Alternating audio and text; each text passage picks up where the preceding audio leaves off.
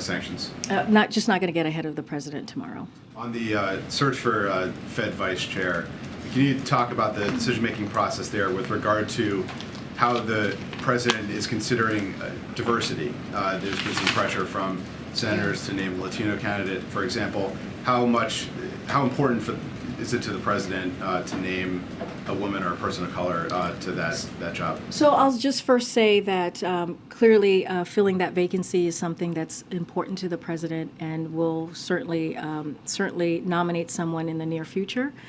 When it comes to diversity, you've heard this from the president, you've heard this from me, you've heard this from many of us here. Diversity and representation is really important to this president, and we are going to the president's going to look at a highly diverse group of world-class economists, and just as we did for the previous Fed nominations. So we're going to continue that process.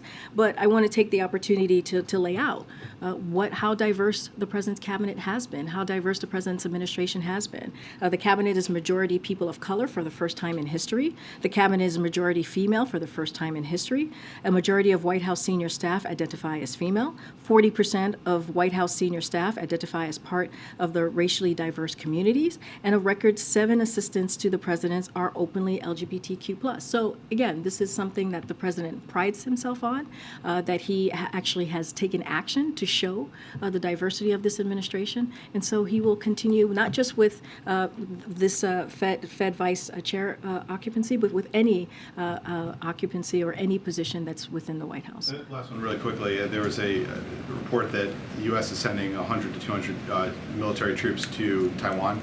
Can you talk about the decision, why the U.S. felt that's necessary? So any specific numbers or that decision, I would refer you to the Department of Defense. But of course, I will, lay out what our policy is when it comes to Taiwan. Our support for and defense relationship with Taiwan remains aligned against the current threat posed by the People's Republic of China and consistent with our One China policy. That has not changed. Our commitment to Taiwan contributes to the maintenance of peace and stability across Taiwan Strait and within the region. But again, for that specific question on numbers and what's occurring there, I would refer you to the Department of Defense.